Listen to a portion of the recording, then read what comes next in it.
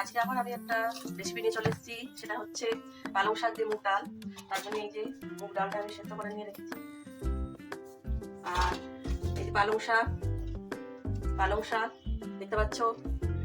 আর কড়াইয়ে তেল দিচ্ছি, ফোড়নে দেবো তেজপাতা, 5 ফোড়ন, গোটা গরম মশলা, শুকনো লঙ্কা, এগুলো সব একসাথে দিয়ে দিলাম। হিং দিতে হবে,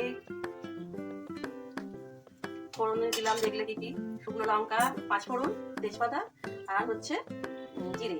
এখানে আদা বাটা আছে, এখানে হিং আছে। সর্বশেষে তো ঘি দিতেই হবে। তো ফোড়নটা একটু ভাজা ভাজা হবে,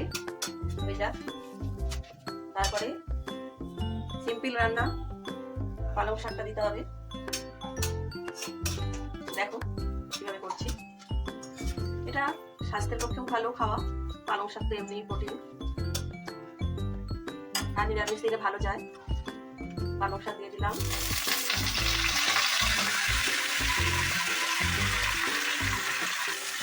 হালকা হাতে নেড়ে দিলাম পালং শাকটা।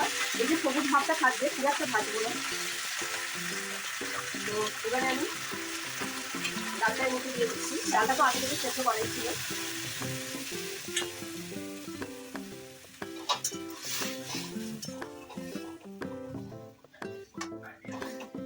একটু ফুটে যায় বন্ধুরা, আমি আবার ফিরে আসছি।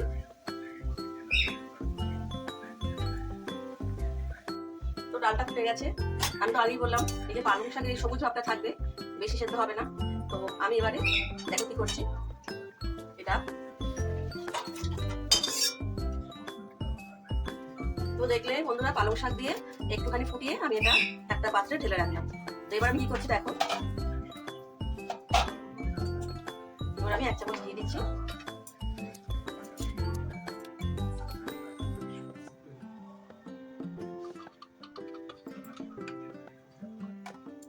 ঘিয়ের মধ্যে এটা একটু গরম হচ্ছে, একটু চিনি দিচ্ছি, একটু চিনি, একটু স্বাদ মতো নুন, আর এই যে আদাটা বেটে রেখেছিলাম, এই আদাটা দিয়ে দিচ্ছি। আদাটা একটু বেশি দিতে হবে, নাড়তে থাকবো একটু কাঁচা গন্ধ চলে যায়। আর তার মধ্যে দিয়ে দিলাম হিং।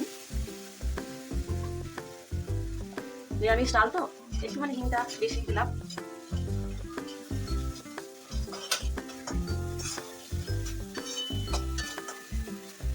এটা নাড়তে থাকি, হয়ে যাক।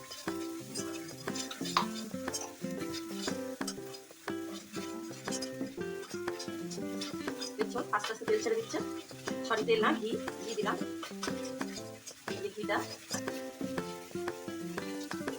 আস্তে আস্তে এবার এই যে মশলাটা ভাজা ভাজা হয়ে যাচ্ছে। ঘিটা দেখছো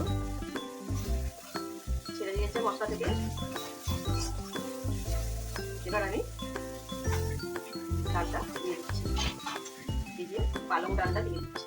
আগে থেকে তো ফোড়ন দেওয়াই ছিল।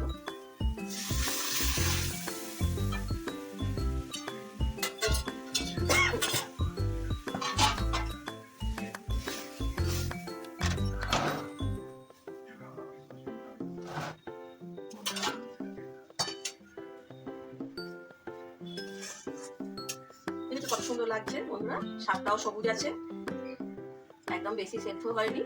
এমনিতে তো পালং শাক খুবই নরম। ফুটে যাওয়ার পরেই আমার পালং শাকের ডাল দিয়ে পালং শাক রেডি।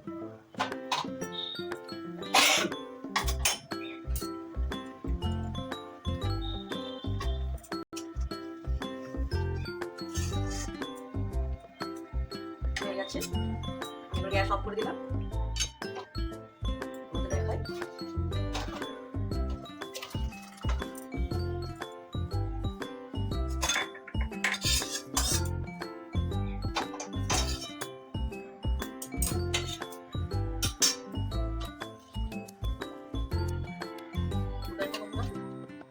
পালং শাক রেডি।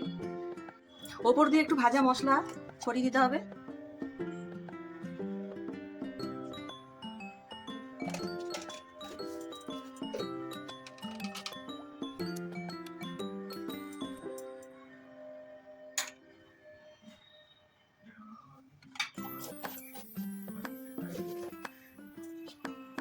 কত সুন্দর দেখতে লাগছে। ঠিক আছে বন্ধুরা, তোমরা ট্রাই করো, খেতে খুবই ভালো লাগবে নিরামিষ দিনে। ভালো থেকো বন্ধুরা।